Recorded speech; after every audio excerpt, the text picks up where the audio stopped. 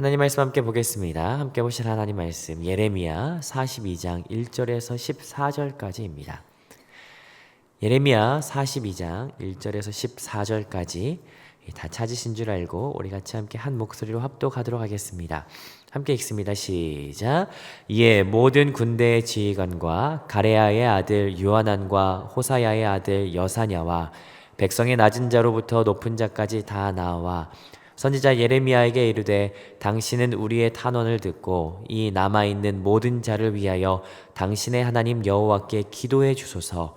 당신이 보는 바와 같이 우리는 많은 사람 중에서 남은 적은 무리이니 당신의 하나님 여호와께서 우리가 마땅히 갈 길과 할 일을 보이시기를 원하나이다. 선지자 예레미야가 그들에게 이르되 내가 너희 말을 들었은즉 너희 말대로 너희 하나님 여호와께 기도하고 물은 여호와께서 너희에게 응답하신 것을 숨김없이 너희에게 말하리라. 그들이 예레미야에게 이르되 우리가 당신의 하나님 여호와께서 당신을 보내사 우리에게 이르시는 모든 말씀대로 행하리이다. 여호와께서는 우리 가운데 진실하고 성실한 증인이 되시옵소서. 우리가 당신을 우리의 하나님 여호와께 보냄은 그의 목소리가 우리에게 좋든지 좋지 않든지를 막론하고 순종하려 함이라. 우리가 우리 하나님 여호와의 목소리를 순종하면 우리에게 복이 있으리이다 하니라. 10일 후에 여호와의 말씀이 예레미야에게 임하니 그가 가레야의 아들 요하난과 그와 함께 있는 모든 군 지휘관과 백성의 낮은 자로부터 높은 자까지 다 부르고 그들에게 이르되 너희가 나를 보내어 너희의 간구를 이스라엘의 하나님 여호와께 드리지 하지 아니하였느냐. 그가 이렇게 이르느니라. 너희가 이 땅에 눌러 앉아 산다면 내가 너희를 세우고 헐지 아니하며 뽑지 아니하리니 이는 내가 너희에게 내린 재난에 대하여 뜻을 돌이킴이라. 여호와의 말씀이니라. 너희가 두려워하는 바벨론 왕을 겁내지 말라.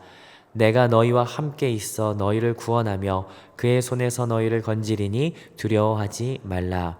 내가 너희를 불쌍히 여기리니 그도 너희를 불쌍히 여겨 너희를 너희 본향으로 돌려보내리라 하셨느니라. 그러나 만일 너희가 너희 하나님 여호와의 말씀을 복종하지 아니하고 말하기를 우리는 이 땅에 살지 아니하리라 하며 너희가 말하기를 아니라 우리는 전쟁도 보이지 아니하며 나팔 소리도 들리지 아니하며 양식의 궁핍도 당하지 아니하는 애굽 땅으로 들어가 살리라 하면 잘못되리라. 아멘. 우리가 함께 말씀을 살펴보도록 하시겠습니다. 우리는 예레미야 같이 함께 묵상하고 있습니다. 여러분 혹시 여러분은 예레미야 하면 가장 먼저 떠오르는 말씀이 어떤 말씀이 있으십니까? 아마 여기 계신 대부분이 예레미야 33장 3절을 꼽지 않을까 생각되는데요. 너는 내게 부르짖으라 내가 내게 응답하겠고 내가 알지 못하는 크고 은밀한 일을 내게 보이리라. 이 말씀 참 귀한 말씀이죠. 하나님은 우리의 부르짖음에 응답하시는 분이십니다. 우리가 참 좋아하는 찬양의 가사처럼 나의 작은 신음에도 응답하시는 하나님. 시편 139편 4절 말씀처럼 내 혀의 말을 알지 못하는 것이 하나도 없으신 하나님. 그래서 우리에게 들으시고 응답하시는 것이 얼마나 감사한지 모릅니다. 오늘 이 아침에 들으시고 응답하시는 그 하나님 앞에 예배하고 기도하러 같이 함께 나왔습니다. 오늘 우리의 기도 제목으로 기도할 때마다 그 하나님께서 응답하시고 우리 가운데 말씀하시는 그 은혜를 경험하시는 오늘 되시기를 주님의 이름으로 축복합니다. 여러분 계속해서 우리는 예레미야의 후반부 예루살렘 성전이 무너진 이후의 내용을 같이 함께 살펴보고 있는데요. 바벨론에게 시드기야 왕은 폐위되어서 끝내 끌려갔고 그리고 바벨론 왕에 의해서 세워진 총독 그다랴는 이스마엘이라고 하는 사람에게 암살당했고 이제 남은 요하난과 이 남아있는 사람은 어제 본문 17절에 보니까 이제 애굽으로 떠나려 하고 있는 것을 보게 됩니다. 특별히 애굽으로 다시 돌아간다라고 하는 것이 이 출애굽한 정체성을 지닌 백성에게 얼마나 치명적인지를 우리가 좀 생각하면 좋을 것 같은데요. 여러분 이 공동체가 앞으로 어떻게 될 것인가 오늘 그 이후의 사건들을 내용을 같이 함께 살펴보면 좋을 것 같습니다. 오늘 본문은 두 단락으로 나눠서 좀 살펴볼 수 있지 않을까 싶은데요. 이 요하난과 무리가 예레미야를 만나서 1절부터 7절까지는 기도 요청을 하는 것이 보여집니다. 그리고 8절부터 14절은 그 기도 요청에 대한 응답이 이들에게 전해지는데요. 이들이 어떤 기도를 냈고 어떤 응답이 있었는지 오늘 본문을 좀 같이 함께 살펴보도록 하시죠. 자, 먼저 첫 번째 단락은 1절부터 7절까지인데요. 기도 요청하는 장면이 등장합니다. 자, 1절과 2절 앞부분까지만 같이 한번 읽어보도록 하겠습니다. 같이 한번 1절 읽겠습니다. 시작. 이에 모든 군대의 지휘관과 요한은 호세아의 아들 여사냐와 백성의 낮은 자로부터 높은 자까지 다 나와 선지자 예레미야에게 이르되, 여기까지요.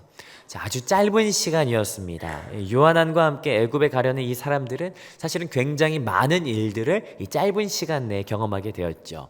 얼마나 이 사람들이 혼란스러웠을까, 그리고 이들의 마음이 얼마나 물처럼 녹아졌을까 싶은데요. 그러는 가운데 예레미야를 만나게 됩니다. 지금 예레미야가 만나는 이곳은 아마 어제 보면 17절에 나타나 있는 게롯 기맘이라고 하는 장소가 아닐까 싶어요. 자료에 의하면 아마 예레미야가 미스바에서 거하다가 이곳 게롯 기맘으로 내려와서 살고 있었을 것이다 라고 이야기하는데요. 아무튼 여기서 예레미야 만납니다. 그리고 예레미야에게 뭔가를 청하는데 그 청하는 장면 2절입니다. 2절 같이 한번 읽어보겠습니다. 시작. 선지자 예레미야에게 이르되, 당신은 우리의 탄원을 듣고 이 남아있는 모든 자를 위하여 당신 하나님 여호와께 기도해 주소서. 당신이 보는 바와 같이 우리는 많은 사람 중에서 남은 적은 무리이니라. 무엇을 부탁합니까? 우리를 위하여 탄원을 해달라라고 이야기합니다. 세 번역은 이 탄원을 간구라고 표현을 하고 있죠. 우리의 간구를 듣고 우리를 위해서 기도해 주십시오라고 요청합니다. 한마디로 중보기도 요청을 하고 있는 거예요. 자, 그러면 중보기도 요청을 하는 것보다 사실은 어떤 내용을 요청하느냐가 더 중요한데, 그 내용은 3절입니다. 3절 제가 읽겠습니다. 당신의 하나님 여호와께서 우리가 마땅히 갈 길과 할 일을 보이시기를 원하나이다. 여러분, 뭐라고 기도해달라고 하냐면 두 가지죠. 우리가 어디로 가야 할지, 그리고 어떻게 살아야 할지를 우리에게 좀 알려주십시오, 응답해 주십시오 라고 이야기를 합니다. 그러자 예레미야가 4절에서 그래 알겠다, 내가 하나님 앞에 가서 기도하고 그 모든 내용을 너희들에게 진실하게 전하겠다 라고 이야기를 하죠. 자, 그러자 5절부터 6절 그 기도하러 가는 예레미야를 향해서 이들이 이렇게 이야기하는 것 같아요. 5절 6절 우리 같이 한번 읽습니다. 시작. 그들이 예레미야에게 이르되, 우리가 당신의 하나님 여호와께서 당신을 보내사 우리에게 이르시는 모든 말씀대로 행하리이다. 여호와께서는 우리 가운데 진실하고 성실한 증인이 되시옵소서. 우리가 당신을 우리 하나님 여호와께 보냄은 그의 목소리가 우리에게 좋든지 좋지 않든지를 막론하고 순종하려 함이라. 우리가 우리 하나님 여호와의 목소리를 순종하면 우리에게 복이 있으리라 하니라. 여러분, 이들이 그 예레미야를 향해서 말하는 이 말에는 두 가지 특징이 있는 것 같습니다. 먼저 첫 번째는 강조하고 있는 것들이 보여요. 모든 말씀대로 행하겠습니다. 좋든지 좋지 않든지 막론하고 순종하겠습니다 라고 하는 강조하는 표현. 그리고 두 번째는 반복이죠. 순종하겠습니다, 순종하겠습니다, 행하겠습니다. 사실 이 내용상으로는 굉장히 좋은 의미들이 가득 차 있습니다. 그러나 좋은 것도 반복되고 강조하다 보면 너무 과한 게 아닌가라고 하는 생각이 들기 마련이죠. 자, 그런데 7절, 이어지는 7절에서 뭔가 특이한 점이 하나 발생하는 것 같아요. 7절 같이 한번 읽습니다. 시작. 10일 후에 여호와의 말씀이 예레미야에게 임하니. 자, 그런데 10일이라는 시간 동안 하나님께서 기도의 응답이 없으세요. 구체적으로 10일이라고 하는 숫자를 쓰면서 하나님께서 침묵하시죠. 여러분, 성경에 이와 같은 일이 일어난 적이 한 번도 없습니다. 하나님께서 10일 동안 왜 침묵하실까? 여러분, 가끔 우리가 누군가와 메시지를 주고받을 때, 카카오톡이나 이런 메신저를 통해서 서로 연락할 때, 여러분 메시지를 보냈습니다. 그런데 상대방이 그걸 읽었어요. 그런데 아무 답장이 없으면 여러분 무슨 생각이 드십니까? 5분이요? 10분? 하루 종일? 아니 이틀 3일 지나도 아무 응답이 없어요. 여러분, 그럼 어떨까요? 내가 뭐 잘못했나? 뭔가 문제가 있나? 이 연락을 기다리는 마음이 굉장히 초조하게 되죠. 여러분, 이 10일이라는 시간 동안 이들에게 초조함과 불안함이 생겼을 거예요. 여러분, 이것이 하나님께서 의도하신 것이지 않을까? 아닐까. 이들에게 뭔가 문제가 있다라고 하는 것을 이들이 스스로 알기를 원하시는 하나님의 마음이지 않을까. 왜 그렇게 하실까요? 맞아요. 이들에게는 지금 숨기는 것이 있다라고 하는 것입니다.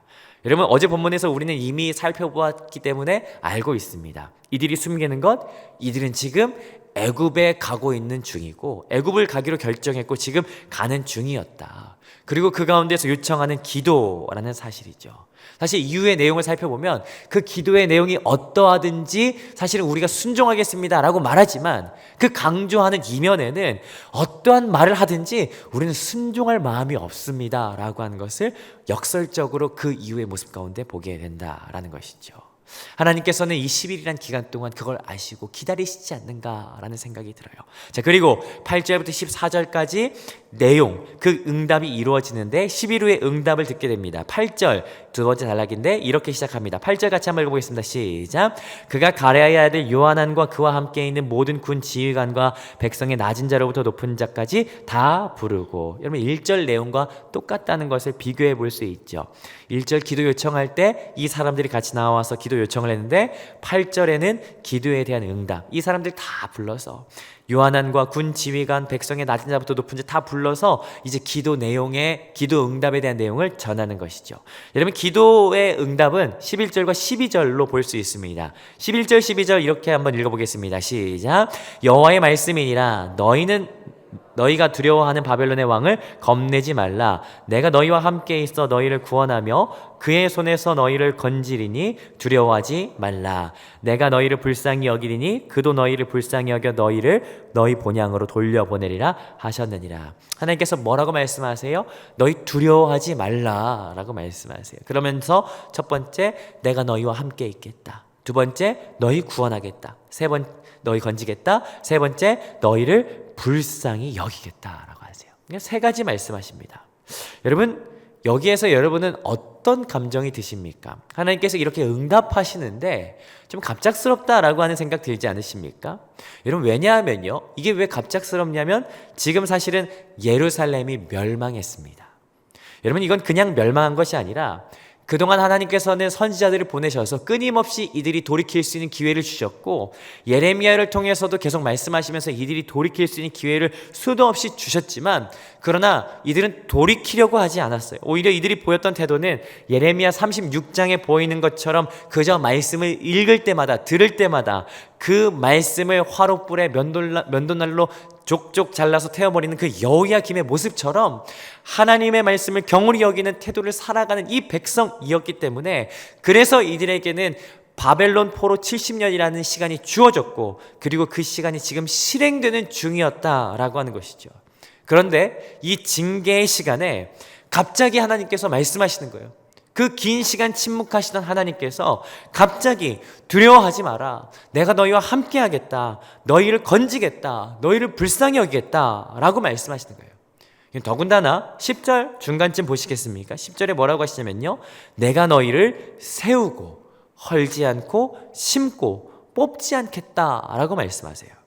여러분, 여기 이 네 단어를 한 번 더 읽어보겠습니다. 세우고 헐지 않고 심고 뽑지 않겠다. 여러분, 이 단어들이 굉장히 중요한 단어거든요. 여러분, 이 단어들 어디에서 본 적 없으십니까? 여러분, 예레미야 1장 10절에 보면요, 하나님께서 가장 처음에 이들을 향하여 계획하신 것이 있으셨어요. 그 뭐냐면 1장 10절 제가 한번 읽어보겠습니다. 보라, 내가 오늘 너를 여러 나라와 여러 왕국 위에 세워서 내가 그것들을 뽑고 파괴하며 파멸하고 넘어뜨리며 건설하고 심게 하였느니라 하시니라. 하나님께서 어떻게 하시기로 결정하셨었냐면요, 뽑고 파괴하고 그런 다음에 건설하고 심겠다라고 하시는 것이 하나님의 계획이었어요. 하나님께서 이 백성을 사용하려고 하셨지만, 그러나 이 악한 백성 그냥 쓸 수 없어서 마치 불로 연단한 정금을 얻기 위하여 바벨론을 통하여 뽑고 파괴하는 그 시간을 보낸 이후에 심고 회복하겠다라고 하는 하나님의 계획이 있으셨다는 거예요. 그런데 여러분, 여기서 보십시오. 그런데 계획이 어떻게 되는 거예요? 뽑지 않을 거야. 파괴하지 않을 거야. 건설하고 심을 거야 라고 하나님께서 계획을 수정하세요. 갑작스럽게요. 이들이 지금 어떤 마음을 갖고 계신지 하나님이 모르시는 거 아닌가? 여러분, 하나님께서 아무것도 모르실까요? 아니요. 지금 요한안과 이들이 애굽으로 내려가는 중인 거, 그들이 두 마음 품고 있는 거 하나님 모르실 리가 없습니다. 그래서 13절과 14절 보면요, 13절 14절 하나님께서 이렇게 말씀하세요. 제가 읽어봅니다. 그러나 만일 너희가 너희 하나님 여호와의 말씀을 복종하지 아니하고 말하기를 우리는 이 땅에 살지 아니하리라 하며, 또 너희가 말하기를 아니라 우리는 전쟁도 보이지 아니하며 나팔 소리도 들리지 아니하며 양식의 궁핍도 당하지 아니하는 애굽 땅으로 들어가 살리라 하면 잘못되리라 라고 말씀하세요. 야, 너희 애굽으로만 가지 않는다면 이렇게 될 거야 라고 하면서 하나님 이미 다 알고 계십니다. 여러분, 그러니까 사실은 우리가 이 본문이 약간 이해하기 어려운 본문이 돼요. 왜냐면요, 다시 한번 정리를 해보겠습니다. 요한안과 지금 백성들이 애굽으로 내려가는 중이에요. 내려가겠다라고 하는 답을 이미 정해뒀습니다. 근데 그 도중에 하나님께 묻는 거예요. 근데 하나님께서 이들이 이런 속내를 가지고 묻는 것 아십니다. 그리고 하나님의 계획도 이미 시작되어 있습니다. 70년의 시간이. 그런데 그걸 다 아시는 하나님께서 10절 끝에 단어를 통해서 알 수 있는데 내가 돌이키겠다라고 말씀하세요. 여러분, 이 장면이 얼마나 약간 모순되는 장면인지 여러분 이해가 되시나요? 그렇다면 우리가 여기에서 질문하지 않을 수가 없어요. 하나님께서는 이들이 이런 속내를 가지고 있는 것도 아시고, 그리고 이들 가운데 징계의 이 시간이 허락되어 있는 것도 하나님께서 아시는데, 하나님께서 왜 마음 돌이키실까? 왜 하나님께서 이러실까? 여러분, 저는 이게 하나님의 마음이라고 생각합니다. 너희가 나에게 간구하면 그러면 그 마음 돌이키겠다라고 하는 그 하나님의 마음. 여러분, 하나님께서 이미 70년의 시간 시작하셨고 그 징계의 시간 이미 지금 허락하셨습니다. 그런데 그 가운데 진심이 아닌 것처럼 어디로 가야 됩니까? 굉장히 어떻게 보면 하나님 기만하는 태도 같은 모습으로 하나님께 기도하는 어떤 기도 신용 같은 거 물어보는데, 그런데도 하나님께서는 그 모습 보면서 야, 내가 돌이킬게 라고 하는 그 모습 보이시는 이 모습. 여러분, 이 모습 어디에서 본 적 있는 것 같지 않으십니까? 옛날에 북이스라엘 왕 중에 가장 악했던 왕이 있어요. 그 왕 아합 왕이거든요. 열왕기상 21장 29절에 보니까 하나님께서 아합이 너무 악했기 때문에 그 가운데 하나님께서 재앙 내리시겠다라고 하나님께서 말씀하시죠. 그러니까 아합이 어떻게 합니까? 그 말에 풀 죽어서 막 금식하는, 막 신용하고 막 그러는데, 하나님께서는 그 모습 보면서 뭐라고 하시냐면요, 내가 아합이 겸비함을 보고 그 재앙을 내리지 않겠다라고 말씀하시는 거 보게 돼요. 여러분, 이게 하나님의 마음이라는 것을 오늘 우리가 보게 됩니다. 우리가 기도하는 모습만 보여도 하나님께서 그 진노를 쏟아붓고자 하는 그 계획을 철회하시고 돌이키시는 마음이 바로 하나님의 마음이라는 것이에요. 여러분, 그렇다면 우리가 참 좋아하는 예레미야 33장 3절 말씀 다시 한번 생각해 볼 수 있어요. 너는 내게 부르짖으라 내가 내게 응답하겠다라고 하는 그 하나님의 말씀. 여러분, 예레미야 33장 3절의 배경이 어떤 때인지 아십니까? 이 배경은요, 굉장히 절박한 때예요. 바벨론이 예루살렘 포위하고 있었을 때 그들이 절제절명의 순간에서 하나님께서 말씀하시는 거예요. 야, 내게 부르짖어라. 제발 부르짖으면 내가 너에게 응답할게 라고 말씀하신 장면이 이 장면이에요. 근데 여러분, 예루살렘이 결과적으로 함락됩니다. 왜 함락되는지 여러분 아시겠습니까? 아무도 부르짖는 이가 없었기 때문이었어요. 신용으로라도 하나님 살려주십시오라고 그렇게 외치는 자가 전혀 없었기 때문에 예루살렘이 멸망했다라는 것 알게 되죠. 오늘 말씀 통해서. 여러분, 오늘 말씀 가운데 드러나시는 하나님 우리가 분명하게 볼 수 있어요. 여러분, 오늘 말씀 가운데 드러나시는 하나님 어떤 분이십니까?